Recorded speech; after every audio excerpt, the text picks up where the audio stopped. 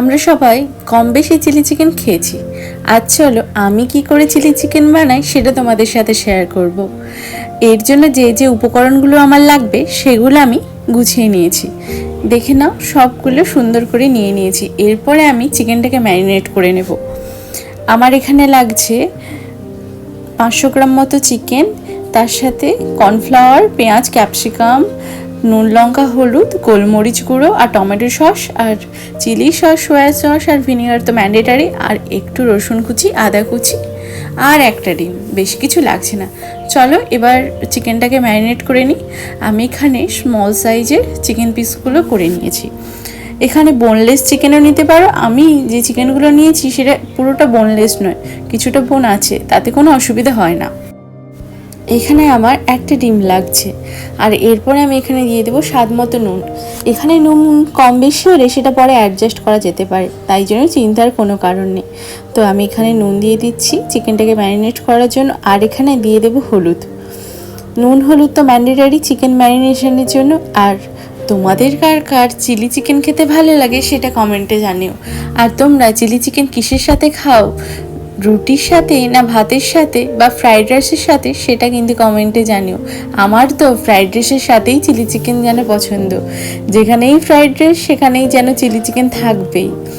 দেখো, এই কথা বলতে বলতে আমি এখানে অ্যাড করে নিয়েছি কাশ্মীরি লঙ্কার গুঁড়ো আর 1 চামচ মতো আদা রসুনের পেস্ট আর 1 চামচ মতো গোলমরিচ আর সামান্য সর্ষের তেল।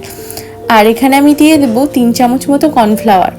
কর্নফ্লাওয়ারটা মাখার পরই যদি একটু লাগে তারপরে দেওয়া যেতে পারে। তার সাথে দিয়ে দেবো 1 চামচ মতো ময়দা। এরপরে ভালো করে মেখে নিতে হবে আমাদের।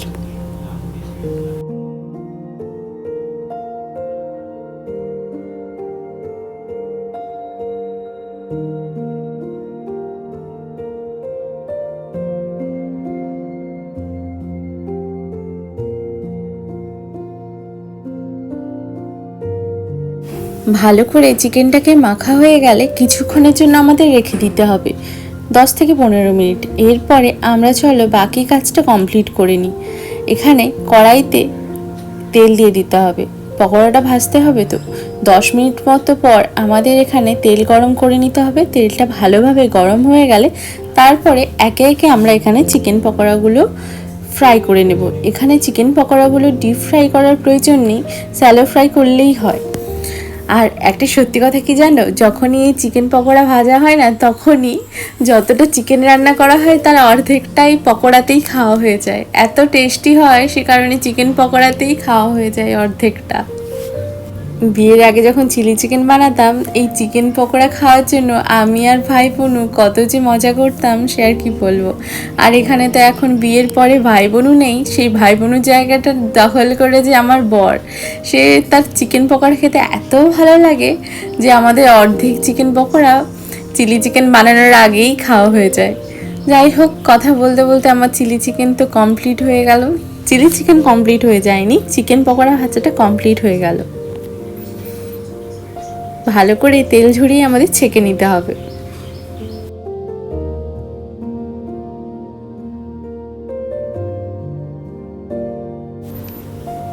এরপরে কড়াইতে ওই যে তেলে আমরা পকোড়া ভাজছিলাম তার থেকে তেলটা একটু কিছু কমিয়ে নিতে হবে, এতটা তেল তো প্রয়োজন নয়। তারপরে আমি এখানে দিয়ে দিয়েছি 1 চামচ মতো আদা রসুন কুচি আর পেঁয়াজগুলো দেখেছো কুচি করা হয়নি, এভাবে ছাড়িয়ে নিতে হবে। তার সাথে একটা ক্যাপসিকাম, এই দিয়ে আমাদের ভালো করে ফ্রাই করে নিতে হবে। কিছুটা ভাজা ভাজা হলে তারপরে বাকি সব মশলা এখানে অ্যাড করব। তো আমরা কিছুক্ষণ ভেজে নেওয়ার পর এখানে দিয়ে দেব 4-5টা কাঁচা লঙ্কা আর তার সাথে সামান্য নুন।